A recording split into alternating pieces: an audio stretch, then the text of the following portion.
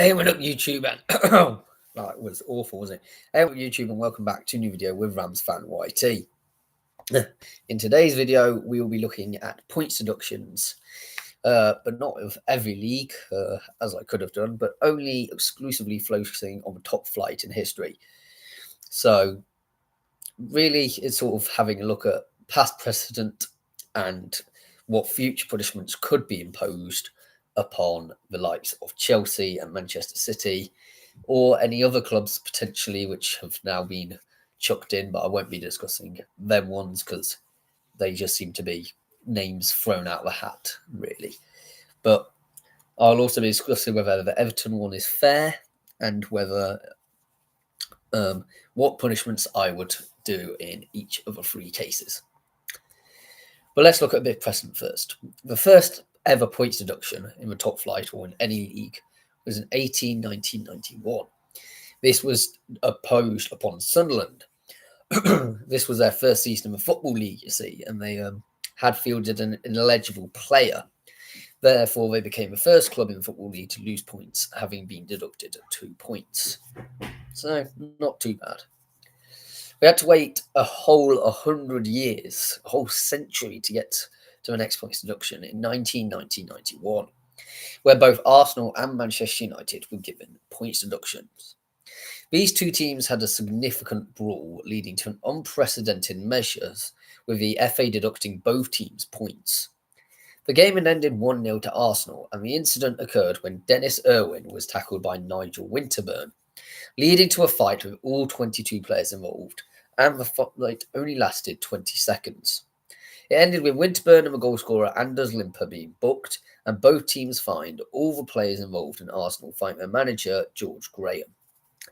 The FA fined both clubs £50,000 for bringing the game into disrepute, and Arsenal were docked 2 points, which was one more than Manchester United, due to them being involved in a similar brawl against Norwich City in 1989. This didn't impact Arsenal's title challenge, and they won the league with only one defeat.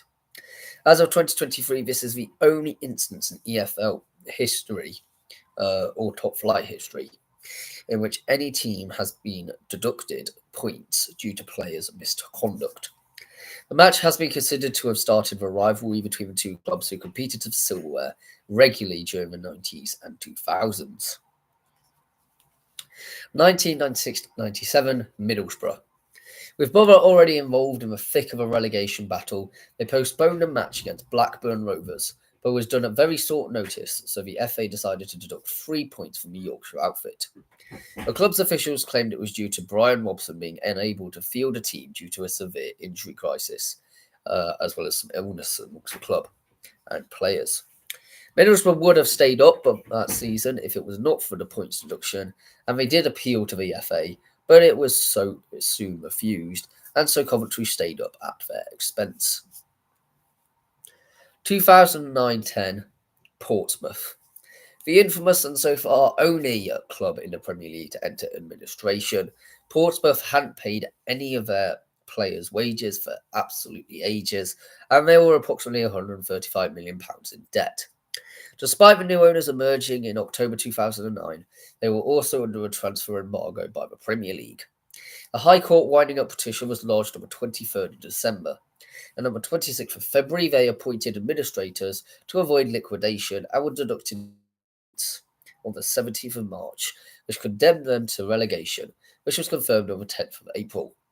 The winding up petition was dropped in March 2010, and after a bit of to and froing about the CVA in court, they exited administration on the 17th of August 2010.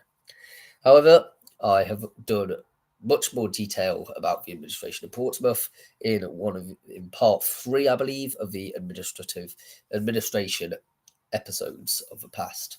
It may be in part 2, I'm not sure. But go and check out all of them ones, all 3 parts, well worth a watch if you're interested in points deductions related to administrations. But that's not really what the focus of this video is about. Because coming on to 2023-24, Everton. So we're brought up to the present here, and this is historic. There is no clubs as historically failing FFP in the Premier League, and you must messed up pretty bad then, Everton. They were deducted 10 points last, I think, a couple of Fridays ago. It was over a week ago now, wasn't it? The largest points deduction in Premier League history. And they have launched an appeal, so it could be reduced, and it is looking likely that it may be reduced down to about 6, but we'll see. Although other reports are saying that another points deduction does also lie waiting in the wings if the accounts for last season was not good enough. The response from the owners has been interesting in their statement, as they do allude to both Manchester City, who are facing 115 charges of breaching FFP, as opposed to Everton's 1, and Chelsea, who has recently emerged under investigation as well, in their statement at the end saying that they eagerly await the responses to other clubs being charged and stuff. This must mean a seismic punishment for these two clubs, which I will get into shortly about what the punishments could be. But as for Everton, it does feel like they have to accept the points deduction a bit. It's like accepting a speeding ticket, isn't it? Like, you know you've done something wrong, so you're going to have to accept the punishment, otherwise you will just get a worse punishment to the end. It does make survival in the Premier League very difficult, with them currently joint on points with last place Burnley on 4 points. Although, did they get a points over the weekend? I don't know, but they are still very much rooted in 19th. Does it feel like they have been Premier League's whipping boys or being treated unfairly because they always scrape survival? Well, yes.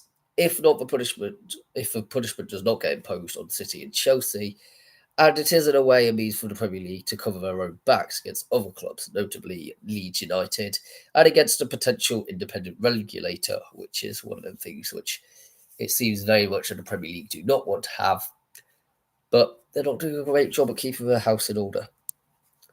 So, for some indefinite point in the future, we do not know. I'm going to talk about Manchester City first, then on to Chelsea. So, with City, it seems it would likely that a mere fine or points deduction would not be enough for them. Theoretically, they should get 1,150 points deduction if one violation is worth a 10-point deduction in Everton's case. This is very unlikely to come in one season. This would be ridiculous. There's therefore a range of possibilities. They're either forced relegated, like Saracens in rugby were a couple of seasons ago, and made to go into the Championship and slapped with a few windows of transfer embargoes. This does seem like fairly light, with Manchester City's academy being so good, and they would absolutely dominate the Championship. Another option is that all the points become deducted, but that is until they wipe out the points deduction, so cumulatively they can start a season on 0. So, to illustrate my point, say this season City ended on 90 points, a very good season. Well, that would take the total that they would be on then to minus 1,060. And so in the Championship, they have minus 1,060 points as a start off. And that continues until they wipe off the points deduction, by which they would most likely be in the 9th or 10th tier, and all their best players would have left. This does seem excessively harsh. They could just be kicked out of the league and the FA decides where to put them. So they could decide North West Counties Division 1 South, Tier 10, for those who don't know that, like with Bury when they were expelled from the EFL. They could be placed in the Northern Premier League Division 1 West, or Tier 8, like the situation with FC Halifax Town, where they were formed as a Phoenix club. They could have to apply to the National League with them playing place in the National League North, like Boston United. Although this situation was incredibly unique, with them being relegated to the National League in the normal season and then entering administration before the season started, so they faced a double relegation and a 10-point deduction. Although a similar punishment to City would arguably be fair. The National League may be kind and in an unprecedented move could accept a team in their new top tier, although many teams would complain about such a move unless the extra space was made by an added promotion spot to League 2, maybe some sort of long-term agreement they had been advocating for of a free-up, free-down system. The final option is to the EFL's discretion, and they could just accept them as a relegated side, spare relegation for a team above, or have an extra promotion slot from the championship. But as I stated, this seems not harsh enough when it comes to winning every game and just returning to the Premier League after one season. The other option is like when Rangers became insolvent in 2012, the Reform Club had to enter Scottish League 2, and they could also, so therefore City could also enter League Two and have to scale the leagues from there. On to whether any titles, cups, both domestic and international, should be accepted. This is for me a non-starter because they did justifiably win their leagues. Even if the players were bought illegally, it is a team game. And who realistically wants Ole Gunnar Solskjaer to win a Premier League? Absolutely no one. Nobody wants a title with an asterisk next to their name as it is. So for me, the punishment I want to see is a points deduction each season until they wipe it out. Alternatively, they just enter tier 10 with no points deductions. Yes, they would wipe the floor to begin with, but it's a hard scale through the leagues of the league of our pyramid. And also, I would add a transfer embargo for at least 5 transfer windows, maybe for as long as they violated the rules. So for the other club who potentially have got points deduction of all wings is Chelsea. From the very early reports, it seems that Chelsea's violations are relatively minor in comparison to Manchester City, and are currently, despite being in quite murky and very dodgy waters, Chelsea haven't actually been tried by the Premier League, UEFA, or FIFA. So at the moment, it seems like a punishment is unlikely unless the Premier League want to make an example of a club. The thing is, they are very good at tying the court up with lawyers. As noticed in the past with, I think it was UEFA, they had a disagreement with, and ultimately the likelihood of a points deduction is slim considering the Premier League's hesitant approach in the past to such punishments. In the end, the points deduction is likely to be quite similar to Derby counties for breaking FFP for amortisation of players and selling the stadium to themselves. In this case, it is most likely to be 9 or 10 points deducted, and maybe a few transfer windows under embargo, but nothing that would be too concerning for Chelsea. A bigger cloud is maybe looming with a £1 billion spent since Bowley has come in, but that will crop up with it inevitably does in like 2036. Just to quickly mention, do I think any of the teams like Arsenal, Liverpool, Manchester United, Wolverhampton Wanderers, do they ever going to get points deduction? The unlikely thing is absolutely not, because then it would just become a complete laughing stock like Serie A is at the moment.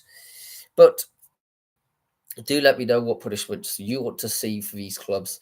Be harsh, be fair. I don't know. It's up to you. Do you think I'm being too harsh on City? I know I'm certainly thinking a bit. Ooh, I don't know. But yeah, and I will see you later in some other video. Goodbye for now.